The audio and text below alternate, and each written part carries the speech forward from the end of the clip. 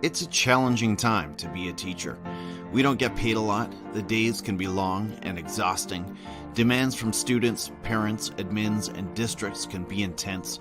There's always room for improvement and there is always more to do. There are always new procedures to learn, new programs to run, new strategies to master. But it's when our fire burns the lowest that we remember our purpose. We teach because we're resilient. We teach because we're problem solvers.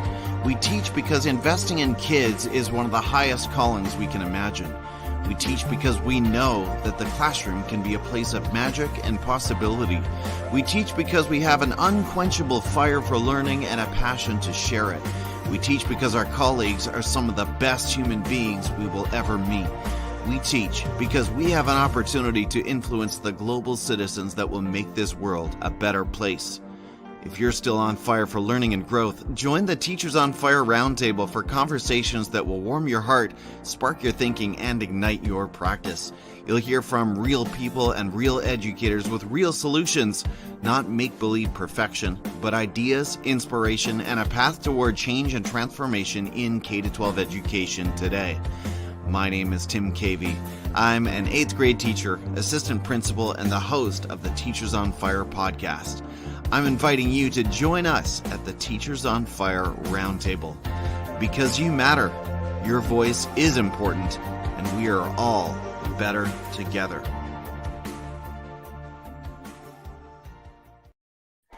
Welcome and good morning, Teachers on Fire. It's so great to have you back with us this morning. Welcome to another conversation that will warm your heart, spark your thinking, and ignite your professional practice. Emphasis on that warming your heart, I think, this morning. That's really where we are focused. We're talking about protecting your fire, bringing back the flames, reigniting your passion, whatever you want to insert here. We're talking about bringing back the fire that brought us to the profession in the first place. I have with me this morning two fantastic guests, and I'm going to try to introduce them and do them justice here. But first of all, we've got Mandy Froehlich, who is an author, speaker, education consultant, mentor teacher, doctoral student, former technology director, COO of EduMatch Publishing, a mental health advocate, and co-host of the Teacher's Aid podcast with John Harper. And we've also got Dr. Sarah Thomas, who is a regional technology coordinator, Google certified innovator, and the founder and CEO of EduMatch. So, ladies, thank you so much for being here. Good morning. I'm going to ask you, first of all, to just check in. We're going to get real right away here. If number 1 is burnout and 5 is on fire, how are you feeling today? Dr. Sarah, let's start with you. Ooh, okay. Well, I would say, I'll say probably like a 2.5. Very, very happy about some things, but also very, very troubled about other things. So about a 2.5. I'll split it down the middle. All right. And Mandy. Yeah, I think that I'm probably along the same lines. I would have probably said a 3, but it's difficult times right now. So, we want to say that we want to be at the 5, like that's the ultimate goal. But when you take a look at your day, sometimes you're only at a 3, and that's okay. Yeah. That's where I'm going to put myself, right at a 3. It's about a week and change before report card time, and I do teach a little bit still, and so that's on my mind. And I'm also thinking of teachers who are very, very tired right now as well. If you are joining us in the live audience, let us know in the chat, where are you putting yourself between 1 to 5, 1 being burnout and 5 being on fire? How are you feeling right now? I'm assuming if you are joining us at all, you're probably better than 1. But Tim says, good morning from New Jersey. Great to have you here with us this morning, Tim. Brian's here from Abbotsford, BC, and he says, fired up today. Brian, you are such a source of fire. I appreciate you. And Tim's back to say, great to see you. Thanks for your time. And Brian's ranking himself a 3. So Tim, let us know if you're still around. Let us know how you're feeling from 1 to 5. And if you're joining us as we go here, let us know as well. Well, ladies, we've seen some really high-profile voices pronouncing this school year as the most difficult ever for teachers. I've brought this up a couple times recently. One of these voices I'm thinking of is Jennifer Gonzalez. Does that match what you are hearing from your local communities? Why or why not? Mandy, we'll start with you. So I would say that it's been a really difficult year for sure. And I think that there are a lot of different pieces to that. It's not just, it's not just the teaching itself, but it's a very different type of student we're getting back after the course of the pandemic. Right. Everything from, some social emotional challenges to where they are in their academics, and just the fact that in some of our schools, the students who have not maybe felt that support at home are now coming back with some of those behaviors and things that typically at school we have mitigated. We have strategies to deal with those, and from that standpoint. Also from coming back from pandemic teaching, also from what I feel is, and I know that this is very much a blanket statement, but is a little bit of a misunderstanding with administration from what's actually happening in the classroom. I think that this has been really, it is definitely a difficult year. I have a friend that always says that you should never use superlatives. Right. So it's the most difficult year. I don't know, but it is a very difficult for sure. Yeah. Okay. That's a good place to park on. And Dr. Sarah, how would you respond to that? Yeah, I definitely second what Mandy just said. I'm hearing from so many people how challenging it is.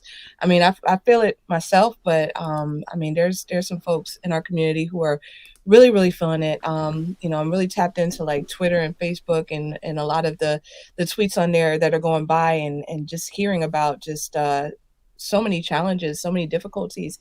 And there's a lot of mandates that are being imposed. You have this whole myth of learning loss or whatever, and the whole like pressure to catch up and this, that, and the other. That's putting a lot on our educators. And when you think about like how many people are walking out of positions, and we have such a shortage in our field, and not to mention that the pandemic's still here, and people are trying to navigate the stress of that as well, while I can't say most because I don't have the statistics, but many people are back face to face, and with cases in schools and things like that, then it does add up quite a bit. So I heard Jennifer Gonzalez's episode when she was talking about this, and yeah, that one definitely resonated. So Oh yeah, that was powerful stuff.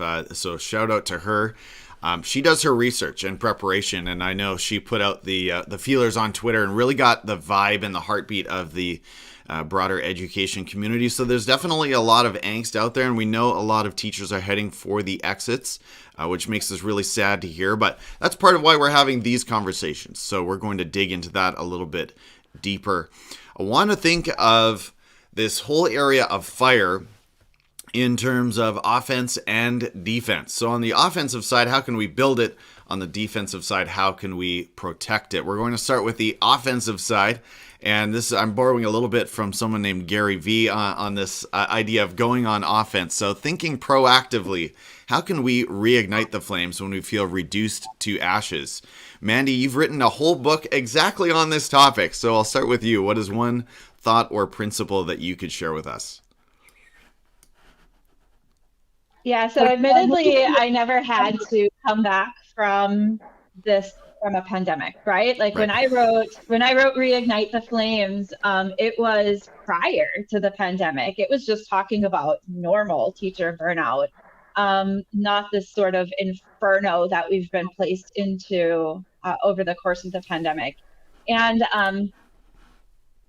one of the ideas about resilience is that resilience is really meant to be built in times of not pandemics.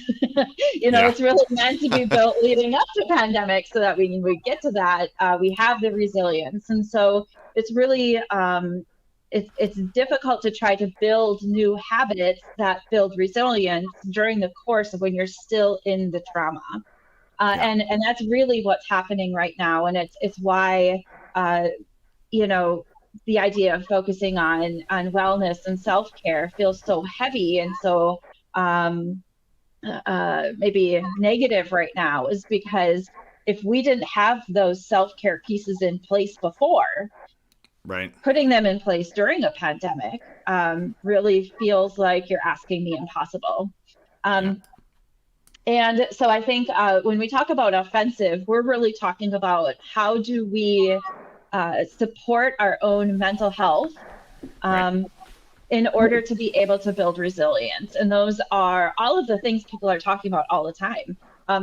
It's about creating boundaries. It's about, which feels virtually impossible right now when you're working all the time. And sometimes your school is short-staffed, and so you're teaching 2 classes, or a teacher's out sick and there's no subs, so you're teaching 2 classes.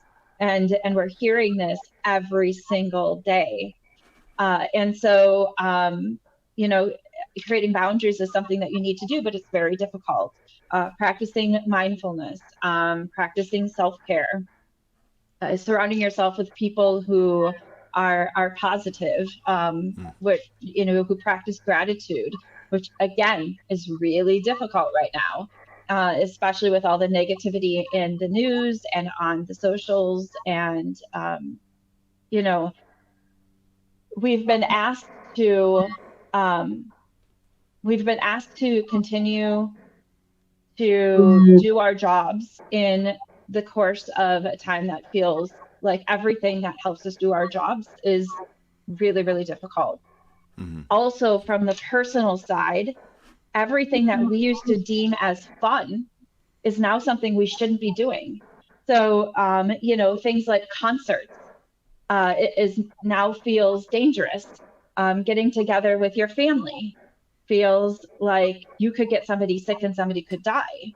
And so we're really getting hit from both angles. And so from going on the offensive, it's about trying to figure out how you can do all the little things that build resilience in your day, alongside of continuing to try to deal with the trauma.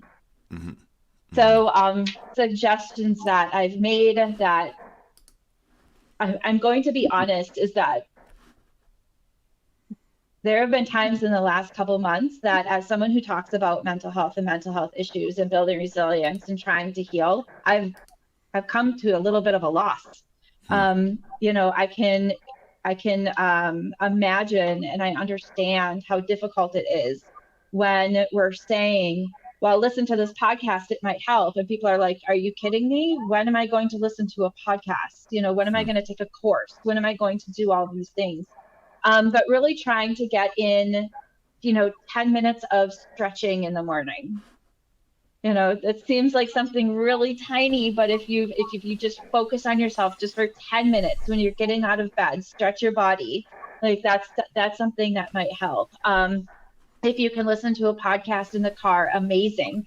Sometimes I put a podcast on while I'm in the shower and I'll listen to it. And there goes my light. I told you that was going to happen. I do that too.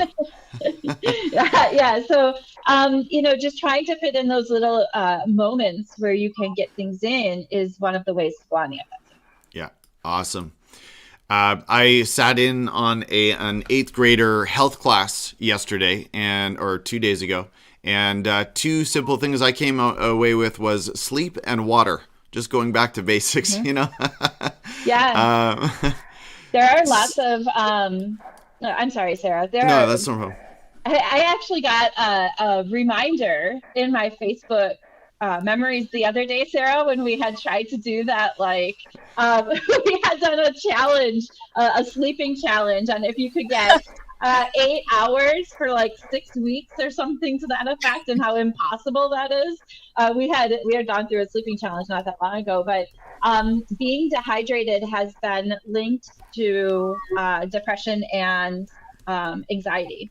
And so there's certain things that you can do for your body as well, as far as the offensive goes. Making sure your vitamin D levels, your iron levels, that those are all in check. Take vitamin D if you have to.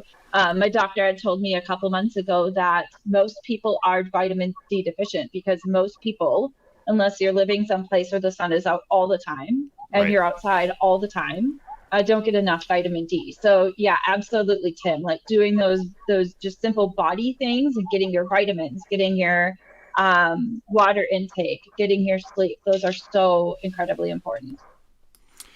Dr. Sarah, how do you go on the offensive, and what does that look when you're really trying to build up your flames a little bit? Oh my goodness. I think that Mandy nailed it. Like, she literally wrote the book on it. So everything that she said, I definitely second, and I learned a lot from what you just shared, Mandy. So thank you for that. The only other thing that I would add to that is that and this might be more defensive, but I feel like it's kind of offensive at the same time. Um, is that when we are in these places of burnout, or being affected by depression or the anxiety that so many people are facing right now, then I would highly recommend seeking support, seeking an outlet. This has played a tremendous role, even pre-pandemic, for me, and some things I was working through. So just if it is possible to get that support, get that listening ear, that professional listening ear, then that's something to definitely consider. That is awesome too. That's something that we don't always think about as well, but adding those additional supports of people on the side, I think, is so good. So we talked a little bit about offense. Let's go to talk about defense. How can we protect the flames that brought us to teaching in the first place? What boundaries, and Mandy, you used the magic word, what boundaries do we need to set in order to maintain wellness, energy, and vitality? And Sarah, you've spoken about this, so I'll go back to you first. What does that look like for you, and what do you suggest to other educators? Yeah, so when that comes to mind, I know that I've spoken about it publicly a few times, because there've been times where I felt like I can't take like one more thing on, and I know that there's a lot of people seem to be able to relate to that sentiment right now, like, can't do one more thing. Right. Sometimes life happens to you, and you just have to manage that before you can possibly take on anything else.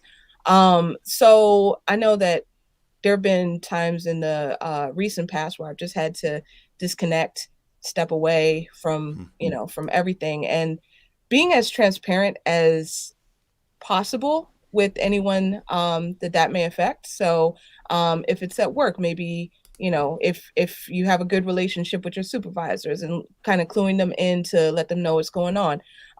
For me, then I'm very fortunate in that we do have a lot going on at work, but that's for me, that's not like my biggest pain point at this point. It's kind of the extra things I tend to take on. Yeah. So Self-inflicted. yeah, self-inflicted, right? And it's good stuff. It's good stuff, Mhm. but but definitely being transparent as much as you're comfortable with. I wouldn't necessarily say you have to spill the beans on your whole life story to everyone, but just letting folks know, hey, I need this time. Please respect this boundary, and I'll be back when I can.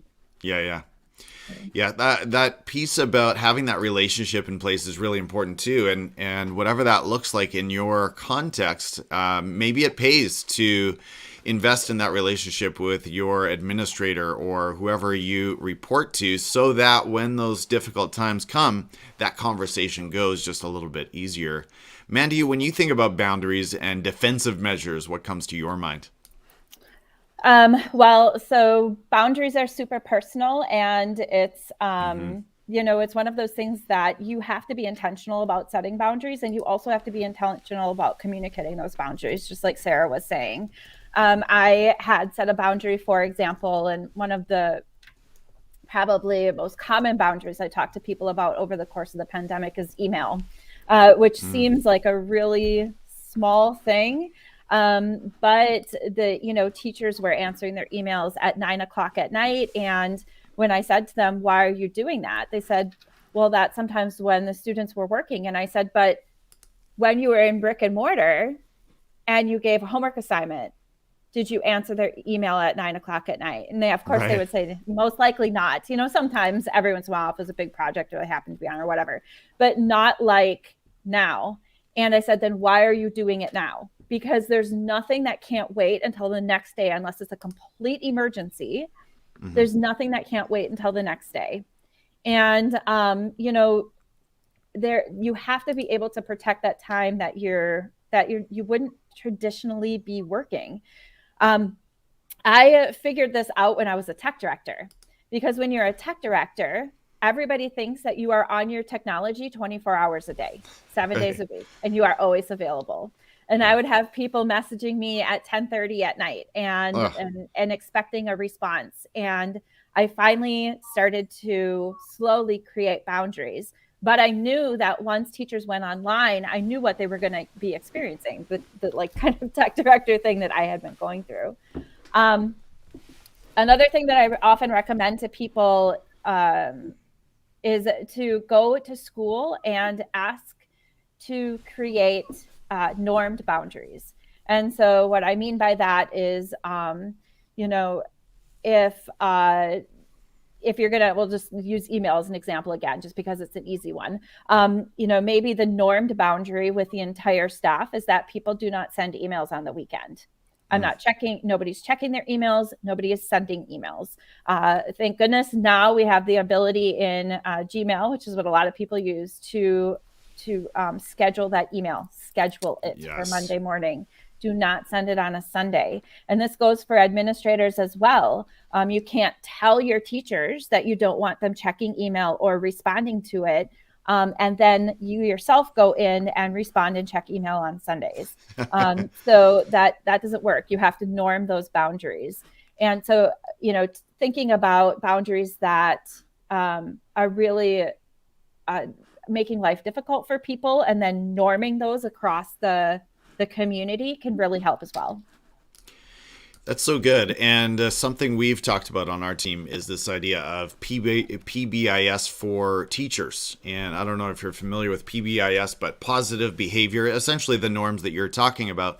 And getting familiar and getting comfortable, consistent with the scheduled emails, Mandy, that was my next thought, is just scheduling that reply. Because often if you do send the reply at 8:30 p.m., you'll get another reply back. And now you're in a conversation in your evening, right? So if you are watching right now, we've got a good group of friends with us. Let us know about some of your defensive measures. What do those boundaries look like? Let's give each other some courage here. Shannon in Prince George says 5 p.m. to bedtime, no prep or marking. That's a pretty good boundary. Wow, that is impressive. And I think I saw a couple of others here. Oh, Tim says, I struggle with those boundaries sometimes. Guilt about not doing my job to the fullest can sometimes creep into my personal time working on it.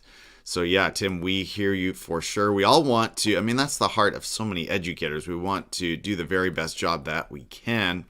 Well, if you are joining us live or on the replay, thank you so much. The single biggest way you can support the broadcast is by subscribing on YouTube, and that would mean the world to me. So thank you so much for that.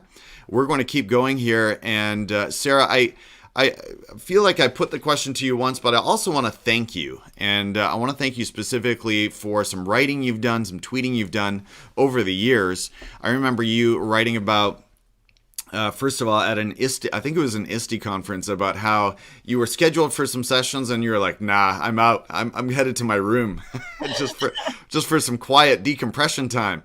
And other times, I think even more recently, you've taken a step back here or there. And I think that's okay. I'll make a confession. I don't know if any of my own colleagues are watching, but, sometimes if I've had like that 2 or 3 hours of nonstop people time, I'll actually go down to the parkade and just sit in my car for 5 minutes just to decompress if I need a little bit of time away. So can you talk a little bit more, especially to those introvert teachers? We forget those exist, right? Dr. Sarah, what does that look like? And speak more to that. Oh yeah, definitely. And you nailed it about the peopling. Like, I feel that way. Like I have that switch I can turn on to people for a little bit, but then it's like a phone battery and it depletes.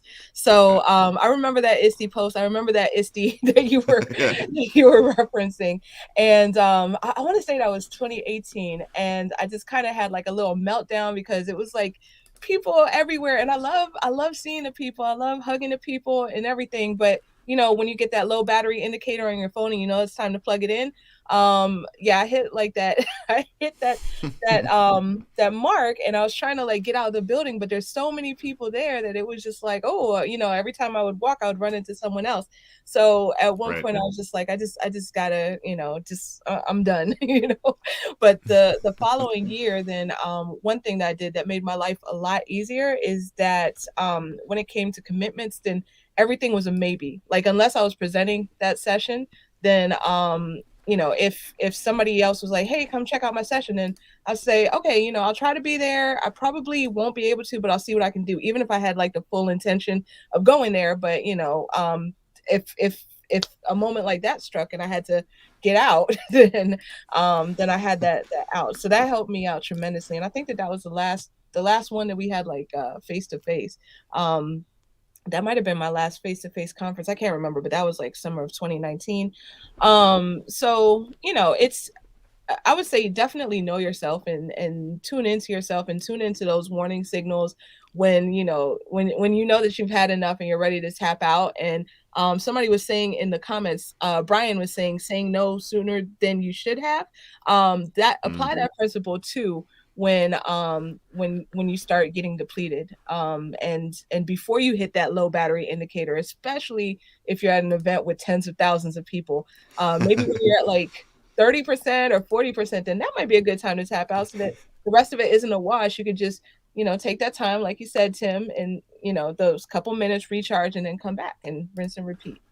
Yeah, ISTE, if you haven't been, is sort of like walking through Times Square. There's a lot of people, and if you are in the content creation space, there may be a lot of connections as well, and that can be both exhilarating but also draining at the same time. But yeah, in the school environment, I mean, depending on our role, we interact with literally hundreds of people throughout the day, and that takes a toll.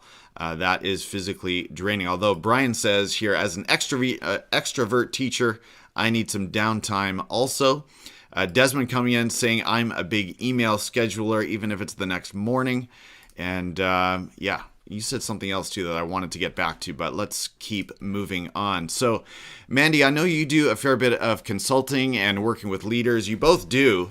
What is your message to school administrators and district leaders who would like to support their teaching teams during this time? Do you have some particular advice to them? And we know they're often managing their own fatigue as well. Yeah, I would have to say that there's a lot of things going on with administration. It really, really, like there's such differences in the way administration operates sometimes. Like we have everything from the principals who are teaching classes right now because the teachers aren't there, to the administrators who just continue down the road of their initiatives with not a lot of thought of what's happening. And so there's a wide variety of things that are happening in the districts when it comes to administration. I had a superintendent say to me on a call a couple of months ago, he said, I don't know how to avoid going into my shower and crying. And I said, I don't think you avoid that, because when, unless you're crying every single day nonstop, like it's a depression type thing, crying is really, it's an emotional release. Like it's not necessarily bad for you. We look at it as being bad because we attach it to a negative emotion, but being sad and feeling, that's not a bad thing. And crying is really an emotional release. So, sometimes if that's happening, even if you're an administrator, that's okay. We're living in really difficult times and you're allowed that. So one thing I would say to everybody, not just administrators, is that as long as it's not, bordering on depression or anything, being able to show that emotion and have that release is actually a good thing.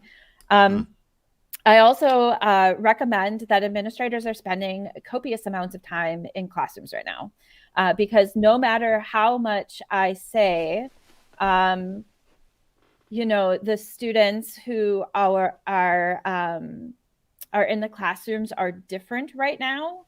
They are not our typical students that were at that level that we remember. And it's not that we can't service them like this. We should be meeting them where they're at, but it's just that some people don't have those strategies for meeting them where they're at. And we need to be able to provide those to them. And I get a lot of head bobbing when I say things like that, but they don't really understand what's going on. And so there needs to be more time spent in classrooms. I also highly recommend, which is not a super popular recommendation, that they slow down on new initiatives. We're in a pandemic. We don't need new initiatives. We need support where we are. And unless the new initiative is really in its very root about supporting teachers or supporting students in their SEL or mental health, like, we really need to seriously look at what's being handed down to our staff and what's being asked of administrators in order to implement as well. I know when I was an administrator, I didn't always agree with the initiatives that were being handed down, but I had to do them anyway. And so even looking at it from that standpoint too, like, what are we asking our administrators to do? And so those would be some of the things that, one of the things I talk to districts about is doing an initiative audit, which is really about taking a look at all of the little itty bitty things that you think you're asking teachers to do this one little itty bitty thing, and then this other little itty bitty thing. And then there's 100 little itty bitty things that they're supposed to be doing, really taking a look at that and determining what is necessary and what is not. Yeah, we've definitely seen the memes floating around social media about not one more thing, teachers about to lose it. And that's really good to hear and keep in mind. Well, Sarah, feel free to add to that point, but I'd also like to move on to something else you spoke about this week. And I listened to you as I drove into Vancouver this week, talking about your tips and strategies for doctoral programs. And that got me thinking about all of the brave educators. We need to give them a salute, because we do have educators among us who are in the middle of a pandemic and in the middle of busy teaching or administrative positions and also taking on degrees right now. So, Dr. Sarah, you shared a goldmine there, but do you have one or two tips or maybe just some encouragement to share with those teachers and educators who are in the middle of master's and PhD programs right now? Yeah, definitely. So I did my program from 2007 to 2017. So it was like 10 years and some change. But oh my goodness, doing it then compared to doing it now, I salute anybody who's in a program right now, because there's just so much going on, so many different things to juggle. And I can only imagine just how difficult it is. So what I would say is that okay, this is going to sound kind of crazy, but what I would say is that this program that you're in right now is to give you a skill set that you can take with you, for the rest of your life. So the goal would be to get done, get in, get out, get done, make it as simple on yourself as possible, because it is already grueling. It is already challenging. I know for me, I wanted to do like this whole big thing, like put my whole life's work into this dissertation, and it was just a hot mess. That's why it took me so long, when in reality I probably could have been in and out in like 4 to 6 years, like my colleagues. I was seeing them just go by, and everybody go by, and by the time I got out, then it was just like, yeah, you finally did it. So I would say just keep it as simple on yourself as possible. In terms of participants, you have like your institutional review board. If you're working with students and that's something that you're dead set on, like, I have to work with students, then do what makes you happy, enjoy the process. But if you're trying to, just kind of get in, get out, then I would say probably focus on the teachers if you are, if you're doing educational research, because that way you don't have as many hoops to jump through. Make sure that you have like a pretty good sample size that you could choose from, and make it a light lift on your participants so that they don't feel like, oh, this is one more thing I have to do, so. Right. No 60-minute surveys. Right. Mandy, you're right in the middle of it. What would you add to that? Oh goodness. Yeah, I can't even tell you how many times what was I thinking came through my head, or I've messaged Sarah like, what was I doing? I don't know. So I think that probably one of the things that I've realized during the pandemic, because I do consulting full time. I've also taken on a teaching role with the district to try to help them out as they're short staffed. And then I have this doctoral program. And one thing that I've realized is that, or I've had to tell myself, is that nobody ever asks you what your grades were when you were in the doctoral program, And so like I was working with a partner last night, and she said, oh my gosh, this current class that we're in, it's so hard, it's going to ruin my 4.0. And I'm like, nobody's ever going to ask you that. Nobody is ever going to say to you, but did you get a 4.0 in your doctoral program? No, they're just going to say, Dr. So-and-so, congratulations, Yeah. And so some of us, I think, who are perfectionists, it's really difficult to let go of that whole, what do you mean I didn't get an A on a paper, but we didn't necessarily have time because it's in a pandemic and we're trying to do other good things in the world. So that's probably my biggest learning so far. I like that a lot. And Mandy, I think there are some pedagogical principles at play there that really when we remove grades entirely and we just focus on the end goal, right? It really becomes this massive pass-fail enterprise. Either you do it or you don't. And that sort of clarifies the mission a little bit and helps us to just maybe really lean into the task at hand. Well, I know there's a lot we could say there, but thank you both for sharing. I gleaned some good tips. I know I've only done a master's, but even working through that thesis, it was, probably half the size of your dissertations. But I know once things started to really roll, once I started a weekly check-in with my advisor and we had this scheduled time, and I felt a certain healthy pressure to make some progress in between check-ins. And I'm sure you have something similar, Mandy. And for me, that started to get the ball rolling, and I started to build that momentum that I needed. Well, as we start to close, ladies, whose voices are inspiring you right now? Who is lighting your fire for learning? I know there are so many people. And as we joked off air, we don't want to force you to choose a favorite child here, but is there one person on Twitter or anywhere else that you've been thinking about listening to lately? Dr. Sarah. Oh, goodness. I would say on this topic, I would definitely shout out. Oh, I got to point this way. I got to definitely shout out Mandy. Like she's my go-to when it comes to everything as far as just managing burnout and social emotional for educators and for students. So absolutely. Awesome. And Mandy? She's totally cheating because I'm on here and she can say that and get away with it. I have lots of people that I love and I learn from every single day, Sarah being one of them for sure. I would have to say, oh my gosh, we have so many great books through EduMatch. It's so hard to choose one.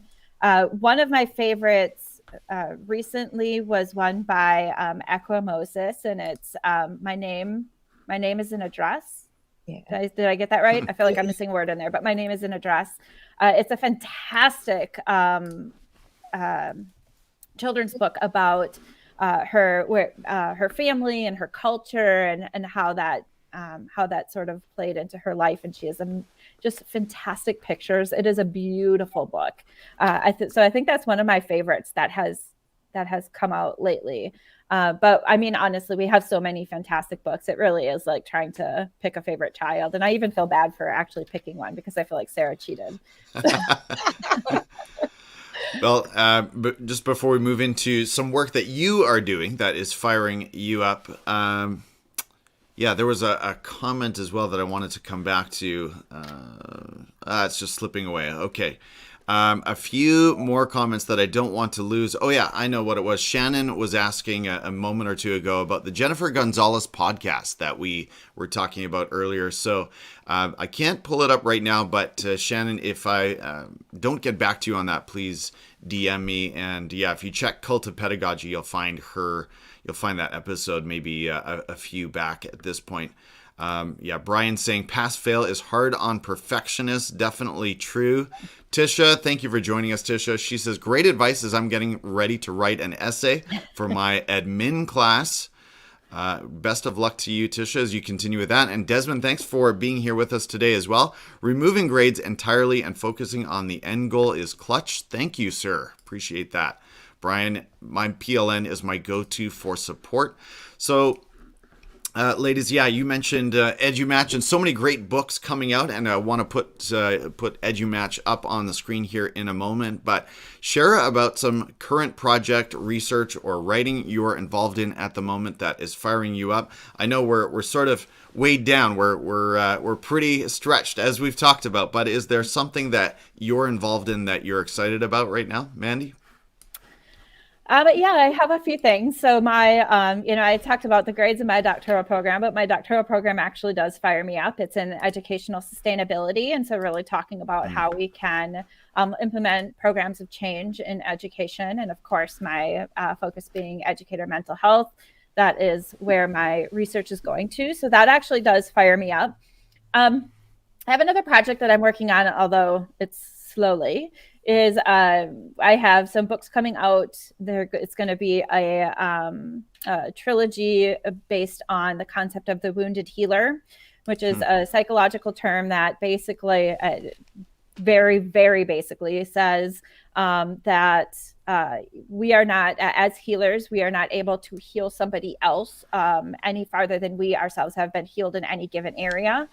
So for an example would be, if we were abused as children and we have gotten to a certain point in our healing process, we are not able to help abused children beyond that point because we've never done it. We don't know how. And so it's really taking that concept of the wounded healer and applying it to education. And that will be the first book that's coming out of the Wounded Healer series. So I'm writing that with a friend of mine, Dr. Ashley Streeter, and we're hoping for a summer launch. So. All right, very exciting. The Wounded Healer. And Mandy, thinking about your books, we'll put those up on the screen in a moment. Something I forgot to mention at the top is that we have some really good synergy with our branding. So you've got the Reigniting the Flames and that's right. Some other similar fire-related titles. And Dr. Sarah, what are you involved in right now that is firing you up? What's the highest point of passion for you right now? Oh my goodness, it's hard to pick one thing. There's so many different projects, so many great books coming out. I would say that one thing that I'll shout out right now, and huge shout out to Mandy and to Tul and Toya, Dawn Berkeley, Bonnie Nieves. We are doing a project in collaboration with YouTube Originals. So Leonardo DiCaprio's company went out and produced a conservation video. So those three educators that I shouted out, they have developed like a companion guide to that. So that project is with YouTube Originals, and we'll be putting it out in the coming weeks. So super geeked about that. That's definitely new ground that we're breaking here at EduMatch, and I'm super excited to share it with everyone once it's ready. Hey, speaking of YouTube Originals, not to take away from that project, that sounds amazing, by the way, and you dropped a few names there that I really love and appreciate. I don't know if the two of you have seen Will Smith's series on YouTube, Best Shape of My Life. Have you seen it?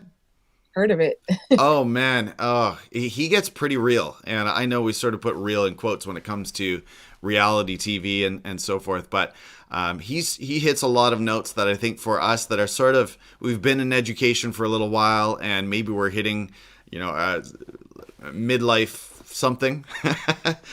He hits a lot of those notes and really gets after not just reforming and improving his physical conditioning, but his mental game and a whole bunch of things in his life. So it gets pretty real and raw. I definitely recommend checking that out. That's Will Smith's Best Shape of My Life. I think it's 6 episodes on YouTube. That's where he decided to publish, which is kind of interesting as well.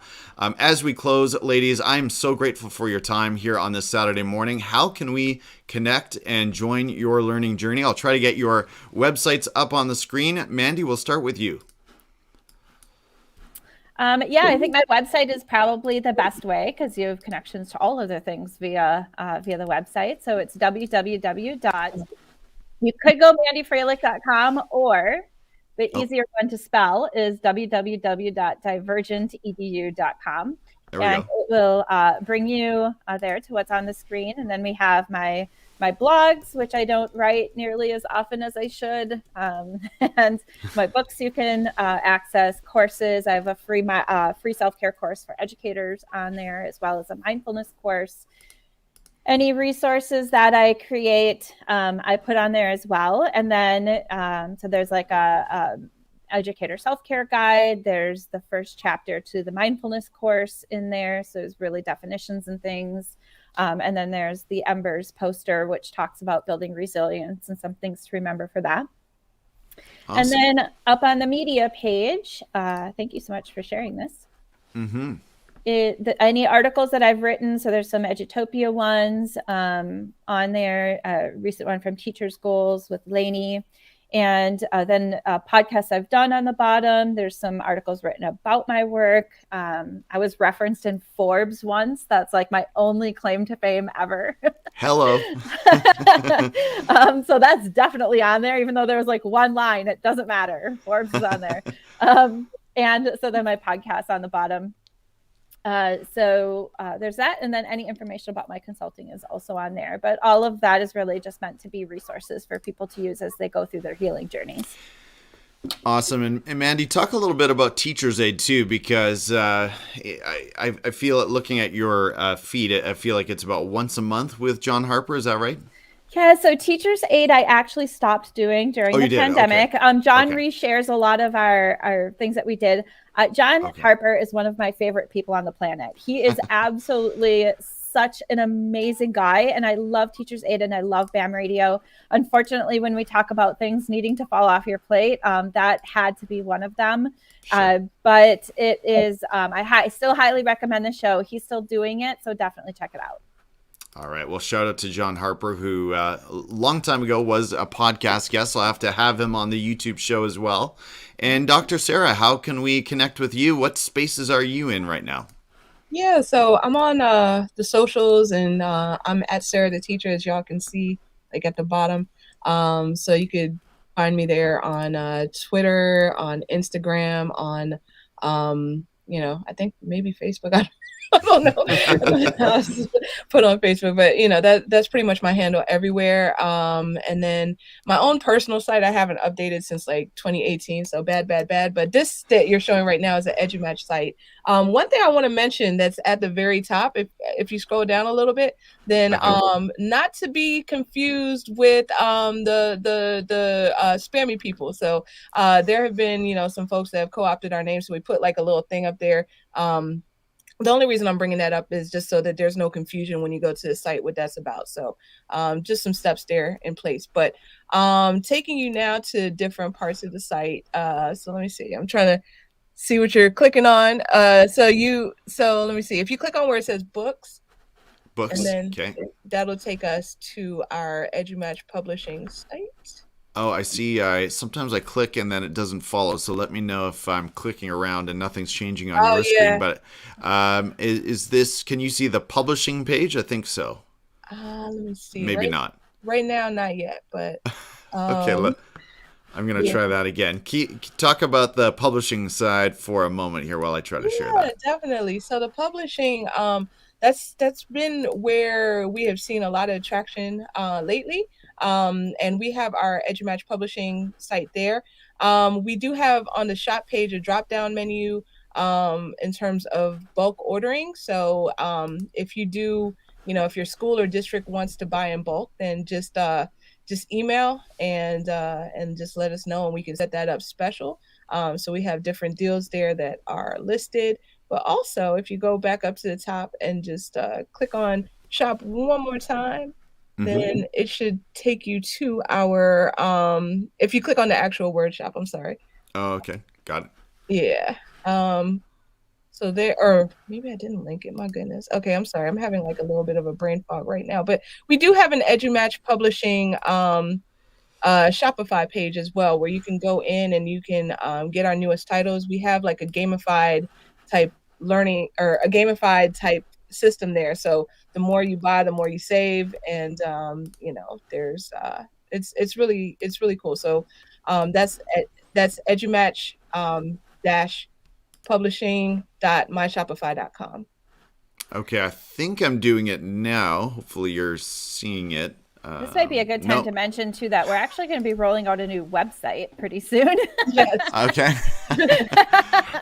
So they're to watch for that as well.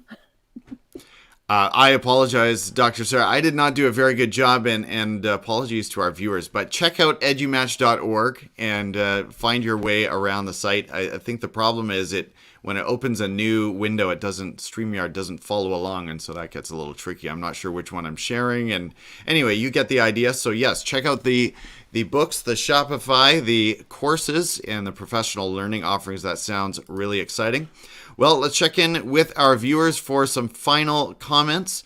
Desmond is saying, book Mandy mentioned. Okay, you'll have to be on the YouTube chat to be able to do anything with that URL, but there is the book that Mandy was talking about. Tisha says, sounds amazing.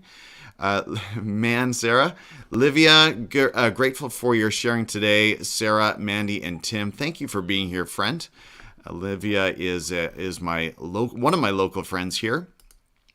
Brian says, so good to see you all today. Thank you for being a part of my PLN. Happy day, Tim, Sarah, and Mandy.